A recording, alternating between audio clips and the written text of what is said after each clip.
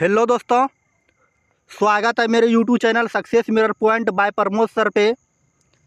अगर आप इस चैनल पे नए हैं और किसी भी एग्ज़ाम की तैयारी करते हैं, bank, SSC, railway, group D, general competition, UPSC, BPSC, Bihar दरोगा, बिहार पुलिस, तो वहाँ पॉलिटी से भी 5 से 6 नंबर क्वेश्चन पूछे जाते हैं। अगर आप इस चैनल पे नए हैं और किसी भी एग्ज़ाम की तैयारी करते हैं तो वीडियो शुरू से अंत तक ज़रूर देखिए। ये मेरा 100% गारंटी है कि अगर पॉलिटी से 5 से 6 नंबर क्वेश्चन पूछे जाएंगे, जितना हम पढ़ा रहे हैं उससे एक भी क्वेश्चन बाहर नहीं पूछे जाएंगे। यूट्यूब पर इसका प्लेलिस्ट बना हुआ है, आप प्लेलिस्ट में जाइए और चैप्टर वाइज वीडियो को देख सकते हैं। शुरू से जीरो से लेकर हीरो तक हम क्लास करने का कोशिश किए हैं, एक एक बातें कवर करने का इसमें हम लोग कोशिश किए हैं। अगर आप इसका पीडीएफ चाहते हैं तो हमारे Telegram channel success mirror point by Pramod sir पे ज्वाइन करके वहां से आप पीडीएफ भी प्राप्त कर सकते हैं, या डिस्क्रिप्शन में इसका पीडीएफ का लिंक मिल जाएगा, वहां से आप पीडीएफ डाउनलोड करके बार बार इसको रिवीजन कर सकते हैं। ये मेरा 100% गारंटी है। अगर यहाँ से क्वेश्चन पूछे जाएंगे, जितना हम पढ़ाएंगे उससे एक भी क्वेश्चन बाहर नहीं पूछे जाएंगे। चलिए अब क्लास की ओर आते हैं। सबसे पहले बात करते हैं राज्य के नीति निदेशक तत्व। राज्य के नीति निदेशक तत्व जो हैं ये जनतांत्रिक संवैधानिक विकास के नवीनतम तत्व हैं। तो याद रखिएगा, राज्य के नीति निदेशक तत्व जनतांत्रिक संवैधानिक विकास के नवीनतम तत्व हैं। सबसे पहले ये आयरलैंड के संविधान में लागू किए गए थे। तो सबसे पहले जो ये लागू किए गए थे राज्य के नीति निदेशक तत्व, ये आयरलैंड के संविधान में लागू किए गए थे, और हमारे भारत के संविधान में भी ये आयरलैंड के संविधान से लिया गया है।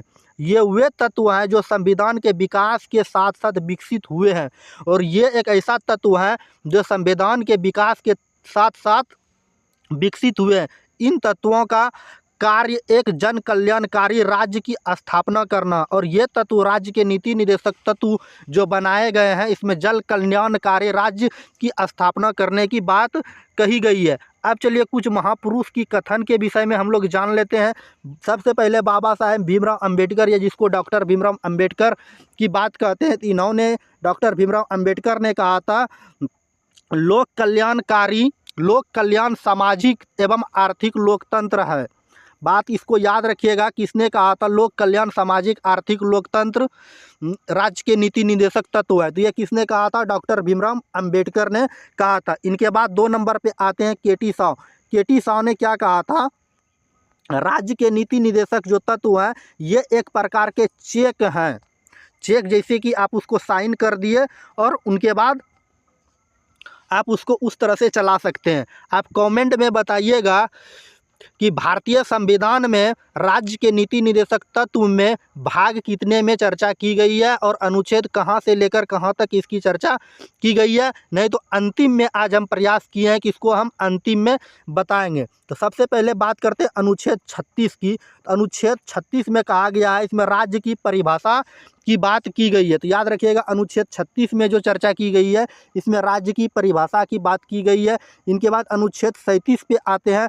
तो न्यायालय में परिवर्तनीय बाध्य नहीं है। न्यायालय जो है, जो हम लोग का न्यायालय, सुप्रीम कोर्ट, हाई कोर्ट और डिस्ट्रिक्ट कोर्ट, ये परिवर्तन करने के लिए बाध्य नहीं है। अनुच्छेद 37 में चर्चा की गई है। इनके बाद अनुच्छेद 38 पे आते हैं। 38 में जो चर्चा किया गया, लोक कल्याण की सभी वृद्धि सामाजिक, आर्थिक एवं राजनीतिक में हिस्सा लेंगे। लोक कल्याणकारी सभी व्यक्ति वृद्धि सामाजिक एवं आर्थिक, राजनीतिक की चर्चा की गई है। इनके बाद आते हैं अनुच्छेद 39 पे। 39 में किस चीज़ की चर्चा की गई है? स्त्री पुरुष को सामान्य कार्य के लिए सामान्य वेतन। बाबू इसको याद रखिएगा, ये VVI क्वेश्चन है, इसको स्टार बना लीजिएगा। कई बार एग्जाम में पूछा हुआ है, स्त्री पुरुष को सामान्य कार्य के लिए सामान्य वेतन, अनुच्छेद भारतीय संविधान किस में चर्चा की गई है? तो अनुच्छेद 39 में इसकी चर्चा की गई है। कई बार एग्जाम में पूछा गया है और आगे भी पूछे जाने की संभावना है। सामान्य कार्य के लिए सामान्य वेतन अनुच्छेद किस में चर्चा की गई है? तो अनुच्छेद 39 में चर्चा की गई है। इनके बाद अनुच्छेद 39 को में आते हैं। अनुच्छेद 39 को में सामान्य एवं निःशुल्क विधि सहायता। अब किसी भी व्यक्ति के ऊपर कोई भी अपराध कर लिया और वह क्या हो गए, उसको सरकार पकड़ के और जज के सामने पेश किए हैं, तो अनुच्छेद 39 को कहता है सामान्य रूप से निःशुल्क विधि सहायता। विधि कानून के रूप में सहायता सरकार खुद अपना वकील देगा, राज्य सरकार। बात समझे? उम्मीद है ये समझ में आई होगी। इनके बाद अनुच्छेद 40 पे आते हैं। अनुच्छेद 40 जो है इसमें संक्षिप्त रूप से पंचायती राज व्यवस्था की चर्चा की गई है। पंचायती राज व्यवस्था की चर्चा में बहुत बहस हुआ। बहस क्या हुआ? गांधी जी का कथन था क्या कि गांधी जी का कथन था कि पंचायती राज्य व्यवस्था जो है ये किस में चर्चा करना चाहिए? मौलिक अधिकार में जोड़ देना चाहिए। इससे पहले यूट्यूब पर हम बताए हुए मौलिक अधिकार की चर्चा किए हुए हैं, आप उसको वीडियो देख लीजिए, थोड़ा सा लंबी वीडियो होगी। और डॉक्टर भीमराव अंबेडकर का कथन था अगर हम मौलिक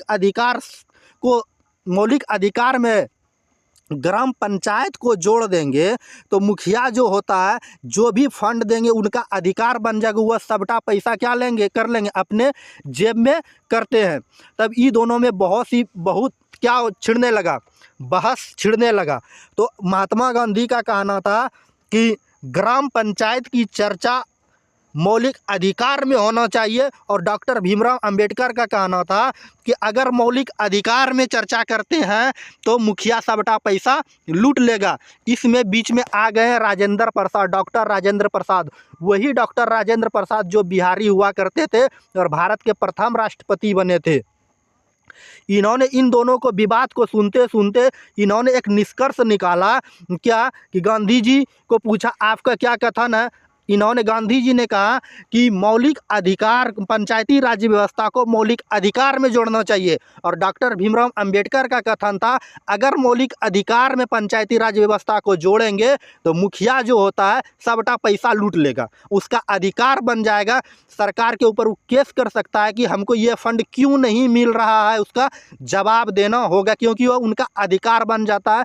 ये दोनों के विवाद से निष्कर्ष राजेंद्र प्रसाद ने निकाला, ये बिहारी था और बिहारी ने एक निष्कर्ष निकाल दिया कि ऐसा काम करते हैं कि अनुच्छेद 40 में राज्य के नीति निदेशक तत्व में जोड़ देते हैं। जब राज्य के नीति निदेशक तत्व में जोड़ देंगे, जिस राज्य का पंचायती राज व्यवस्था मानने का मन होगा वह राज्य मानेगा, जिसका मन नहीं होगा तो वह नहीं मानेगा। ये दोनों का विवाद का सॉल्व जो किया किसने किया? डॉक्टर राजेंद्र प्रसाद ने किया। इनके बाद बात करते अनुच्छेद 41 पे कुछ दशाओं में सरकारी सहायता, जैसे विकलांग को विकलांग पेंशन दिया जाता है, बुढ़ऊ सबको बुढ़ऊ पेंशन दिया जाता है, शिक्षा के क्षेत्र में बेरोजगारी भत्ता दिया जाता है। अब जिस राज्य का मानने का इच्छा है तो वो राज्य देता है। तो ये राज्य के नीति निदेशक तत्व के अंतर्गत आता है। सभी राज्य में ऐसा नहीं प्रावधान है कि वृद्धा पेंशन मिलेगा ही, विकलांग पेंशन मिलेगा ही, यह राज्य के ऊपर निर्भर है। अब शिक्षा के क्षेत्र में बेरोजगार हो गए हैं तो यह राज्य का कर्तव्य है कि उसका मन पर निर्भर है हम बेरोजगारी भत्ता देंगे या नहीं देंगे। इनके बाद बात आते हैं अनुच्छेद 42 पे न्याय संगत मनोचित दशाओं में प्रस्तुत करना। तो इसमें अनुच्छेद 42 में चर्चा किया गया है न्याय के संगत मनोचित दशाओं में प्रस्तुत करना। अब इसमें देखिए राज्य का भी कर्तव्य होता है, किसी व्यक्ति कोई अपराध करता है, न्यायालय में वह पेश होता है तो अपने वो इच्छा के अनुसार वकील से केस लड़वा सकते हैं। यह ऐसा राज्य का कर्तव्य होता है। अनुच्छेद 43 का था निर्वाह मजदूर जीवन का निर्वाह कर सके। निर्वाह मजदूर लिविंग वे जो है ये जीवन निर्वाह कर सके, मतलब एक राज्य से दूसरे राज्य जीवन यापन के लिए जा सके, अनुच्छेद 43 का था। इनके बाद बात करते हैं अनुच्छेद 43 को की। अनुच्छेद 43 को में जो चर्चा की गई है कामगारों की भागीदारी, कामगारों की भागीदारी। आप कोई भी काम कर सकते हैं, इसके लिए राज्य कोई भी प्रतिबंध नहीं लगाएगा। अनुच्छेद 43 खो का आता है सहकारी समिति। अनुच्छेद 44 का आता है सामान्य सिविल संहिता। सिविल सहायता, तो परीक्षा में पूछे जाते हैं समान सिविल संहिता भारतीय संविधान में किस अनुच्छेद में चर्चा की गई है, तो अनुच्छेद 44 में चर्चा की गई है। तो समान सिविल संहिता लागू करने वाला पहला राज्य जो भारत का बना था ये गोवा बना था। इनके बाद अनुच्छेद 45 जो बहुत ही महत्वपूर्ण है, आप याद रखिएगा, ये VVI प्रश्न है। अनुच्छेद 45 क्या कहता है? 6 से 4 वर्ष के बच्चों को प्राथमिक शिक्षा निःशुल्क दिया जाएगा। 6 से 4 वर्ष के जो बच्चे हैं प्राथमिक शिक्षा जो दिए जाएंगे उसे निःशुल्क शिक्षा दिए जाएंगे, यह राज्य का कर्तव्य होता है। इससे जो है 86वां संविधान संशोधन 2002 ईस्वी में जोड़ा गया, जिसको हम लोग सर्व शिक्षा अभियान कहते हैं। और इसमें क्या जोड़ा गया? 0 से 6 वर्ष के बच्चों के लिए स्वास्थ्य उपलब्ध कराएगी, ये राज्य का कर्तव्य होता है। इनके बाद चलिए जानते हैं अनुच्छेद 46 में SC ST OBC विशेष प्रावधान दिया गया है। अभी 2020 से 2030 तक बढ़ा दिया गया है। इसमें राज्य की आरक्षण की चर्चा की गई है। आरक्षण के विषय में इससे पहले हम बताए हुए हैं। तो अनुच्छेद 47 क्या कहता है? पोषाहार, नशीली दवाओं पर प्रतिबंध। अनुच्छेद 47 कहता है कोई भी राज्य पोषाहार और नशीली दवाओं पर प्रतिबंध लगा सकती है, जैसे कि खांसी, कोरेक्स, खांसी जो होता है, कोरेक्स नामक सिरप होता है, नशीली दवा होती है, उस पर प्रतिबंध लगा दिया है राज्य सरकार ने। इसके बाद शराब पर भी प्रतिबंध लगा दिया गया है, बिहार सरकार ने। ऐसे कर सकते हैं, राज्य बाद है। इनके बाद जो चर्चा की गई है अनुच्छेद 48 में कृषि मशीनीकृत किया गया। हरित क्रांति, हरित क्रांति की चर्चा की गई है। हरित क्रांति की बात करते हैं, सबसे पहले हरित क्रांति का जनक कहा जाता है नॉर्मन बोरलार्ड को। इसका जन्म मेक्सिको में हुआ था और नागरिकता जो इन्होंने लिया था संयुक्त राष्ट्र अमेरिका का लिया था। बात समझे? इनके बाद और यह शब्द जो दिया था हरित क्रांति के विलियम गार्ड ने यह शब्द दिए थे। इनके बाद अनुच्छेद 48 को पे आते हैं तो पशुपालन, आर्थिक जो दुधारू पशु होते हैं जैसे कि गाय हो गया, भैंस हो गया, उसे राज्य सरकार अपना क्या कर सकती है? पैसा दे सकती है चलाने के लिए। जैसे गाय हत्या की बात करें तो गाय हत्या के लिए यह प्रतिबंध किया गया है, और गाय पालन की बात करें तो हिंदू, और गाय हत्या की बात करें तो सबसे अधिक मुस्लिम करते हैं। आप लोग कमेंट में बताइएगा तो जो है कि गाय की हत्या के जिम्मेदार कौन होते हैं, आप लोग कमेंट में इसका ज़रूर से ज़रूर आंसर बताइएगा। तो देखिए गाय के हत्या में जो जिम्मेदार होते हैं, एक तरफ है मुस्लिम और एक तरफ है हिंदू। ये दोनों में जिम्मेदार कौन है? अगर मेरी बात माने तो गाय की हत्या में जो जिम्मेदार होते हैं ये हिंदू होते हैं।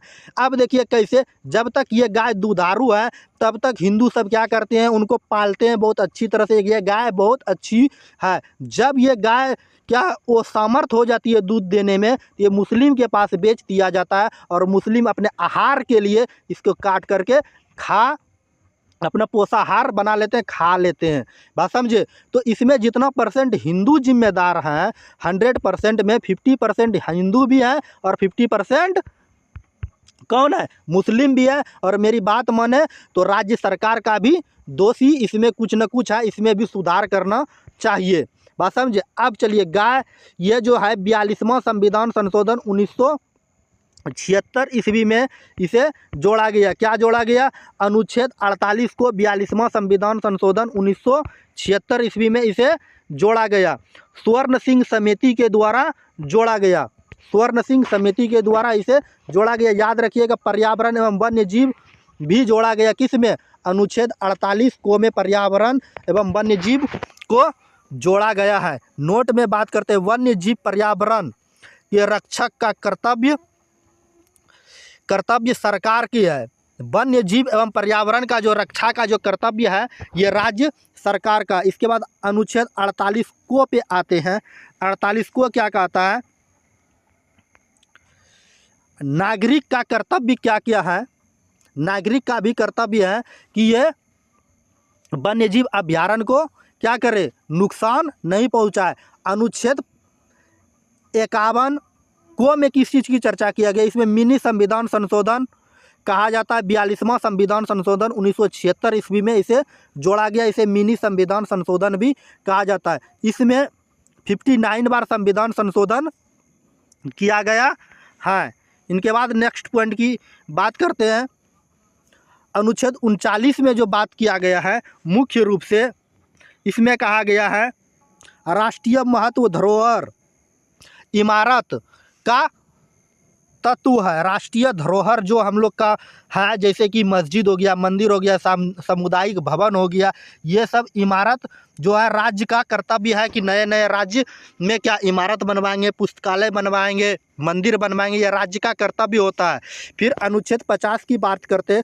कार्यपालिका से न्यायपालिका को अलग विधायिका मतलब संसद कानून बनाता है और कार्यपालिका को विधायिका न्यायपालिका से अलग किया गया है। विधायिका का मतलब कानून होता है, न्यायपालिका का मतलब होता है वो न्याय सिर्फ फैसला सुनाता, कार्यपालिका अपना काम करती है।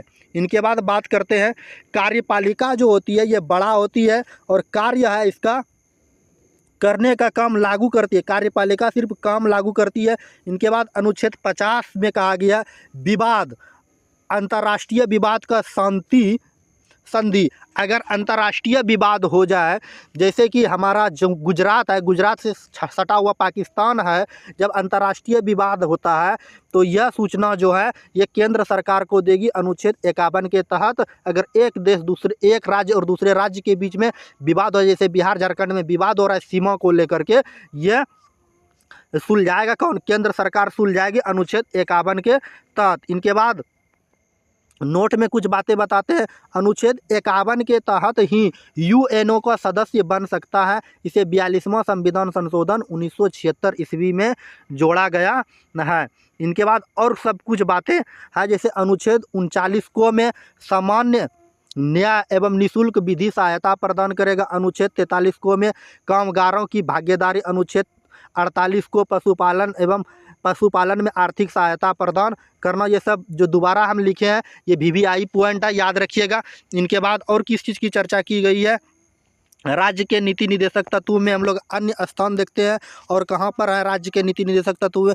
अनुच्छेद 350 को में भी राज्य के नीति निदेशक तत्व की चर्चा की गई है। इसमें प्राथमिक शिक्षा मातृभाषा में देना होगा, ऐसी चर्चा की गई है। तो कई बार एग्जाम में पूछे जाते हैं कि निम्नलिखित में से कौन सा अनुच्छेद राज्य के नीति निदेशक तत्व है, तो उसमें जो दे दिए जाते हैं अनुच्छेद 350 को भी रहते हैं, 351 को भी रहते हैं। तो उसमें विद्यार्थी कन्फ्यूजन में आ जाते हैं कि ये तो चर्चा अनुच्छेद हम क्या बताएं, अनुच्छेद 36 से लेकर के 51 तक ही राज्य के नीति निदेशक तत्व की चर्चा की गई है, लेकिन यहाँ 350 को भी दे दिए जाते हैं। अन्य जगह भी इनकी चर्चा की गई है। प्राथमिक शिक्षा जो दी जाएगी मातृभाषा में, अनुच्छेद 51 351 को की बात करें तो शिक्षा जो दी जाएगी ये हिंदी भाषा में दिया जाएगा। अपने बच्चे जो होते हैं उसको किस भाषा में शिक्षा देना है?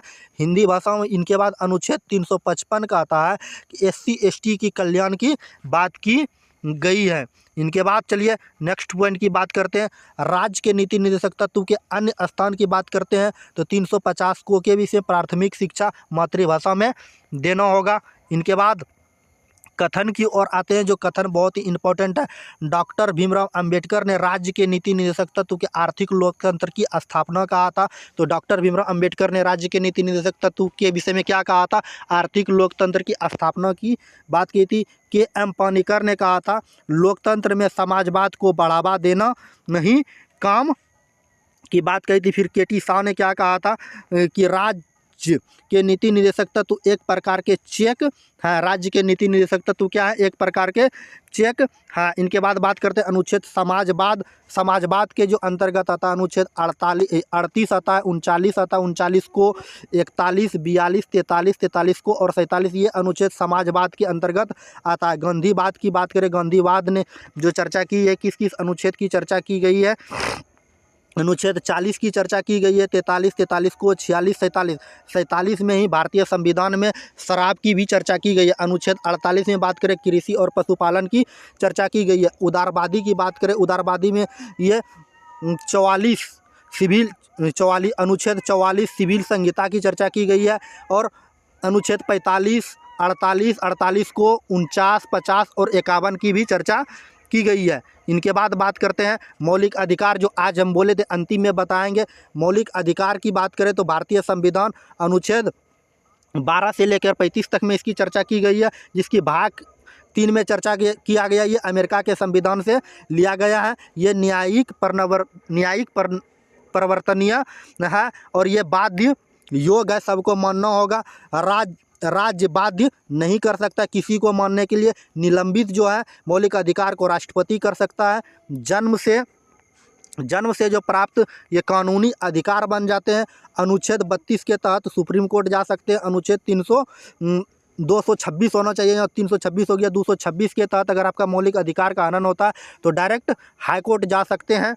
बात समझे? उम्मीद है ये समझ में आई होगी। और इनके बाद बात करते हैं सरकार को रोकने, ये क्या करते हैं मौलिक अधिकार, सरकार को रोकने का ये काम करते हैं मौलिक अधिकार। इनके बाद बात करते हैं राज्य के नीति निर्देशक तत्व, जो आज का टॉपिक था, जिसके भारतीय संविधान अनुच्छेद 36 से लेकर 51 में चर्चा की गई है। और भाग की बात करें तो भारतीय संविधान में भाग की बात करें तो भाग 4 में इसकी चर्चा की गई है। वह टाइपिंग नहीं हो पाया, अगर आगे होगा तो हम बताएंगे। और ये आयरलैंड एवं स्पेन के संविधान से लिया गया, इसको याद रखिएगा, जो काफ़ी इम्पोर्टेंट है। अब राज्य का कुछ कर्तव्य होता है, न्यायालय परिवर्तनीय नहीं है कि आप ये काम दे ही सकते हैं, ये बाध्य योग्य नहीं है। राज्य जो हमेशा आपके विषय में पॉजिटिव सोचेंगे। राष्ट्रपति इसे निलंबित नहीं कर सकता राज्य के नीति निर्देशक तत्व को। समाज के कल्याण की बात करेगा हमेशा राज्य के नीति निर्देशक तत्व, और संशोधन भी इसमें कर सकती है, राजनीतिक अधिकार भी दिए जाएंगे। और इनके बाद कुछ पॉइंट है जो सिक्का के विषय में, जो हिस्ट्री से रिलेटेड है, लेकिन हमको लगा कि ये पॉइंट इंपॉर्टेंट है, आपको बता देना चाहिए, तो चलिए बता देते हैं। सबसे पहले सिक्के की बात करते हैं। भारत में सर्वप्रथम सीसा का सिक्का सातवाहन ने चलाया था। 100 से सीसा, 100 से सातवाहन, याद रखिएगा। तो परीक्षा में पूछे जाते हैं तो सीसा का सिक्का सर्वप्रथम किसने चलाया था? सातवाहन ने चलाया था। चांदी की सिक्का की बात करें सर्वप्रथम किसने चलाया था? चंद्रगुप्त मौर्य ने चलाया था। सोने की सिक्का की बात करें तो सर्वप्रथम किसने लाया था? यूनान ने लाया था। इनके बाद बात करते हैं शुद्ध सोने की सिक्का की बात करें तो ये कुषाण ने लाया था। और शुद्ध सोने की सिक्का की बात करें तो ये गुप्त शासन ने लाया था। और इनके बाद एक और व्यक्ति का नाम आता है जिनका नाम है मोहम्मद बिन तुगलक। मोहम्मद बिन तुगलक ने भारत में चमड़े के सिक्के की शुरुआत किए थे। बात समझे? उम्मीद है ये समझ में आई होगी, आपको वीडियो अच्छी लगी होगी। अगर वीडियो अच्छी लगी तो हमारे प्यारे से छोटे से यूट्यूब चैनल को लाइक कर दीजिएगा, और लाइक करने के बाद चैनल को सब्सक्राइब कर लीजिएगा, और सब्सक्राइब करने के बाद बेल आइकन का घंटी दिखेगा, उसको ज़रूर दबाइएगा। अगर आप फेसबुक पेज पे देख रहे हैं तो वहाँ फॉलो ज़रूर कीजिएगा, और शेयर नहीं किया है तो अपने दोस्तों के बीच शेयर कर दीजिएगा। अगर आप इसका PDF चाहते हैं तो हमारे Telegram channel success mirror point by Pramod sir पे ज्वाइन करके आप वहां से PDF भी प्राप्त कर सकते हैं। अन्यथा PDF के लिए डिस्क्रिप्शन में इसका लिंक मिल जाएगा, वहां से भी आप PDF डाउनलोड कर सकते हैं। बार बार वीडियो देखने की ज़रूरत नहीं है, एक बार देख लीजिए, समझ लीजिए और उसको रिवीजन करते रहिए। आपका दिन शुभ हो, बेस्ट ऑफ लक। आज की क्लास को यहीं समाप्त करते हैं, मिलते हैं नेक्स्ट वीडियो में नेक्स्ट टॉपिक के साथ। जय हिंद, जय भारत। Okay, bye bye. हंसते रहिए, मुस्कुराते रहिए।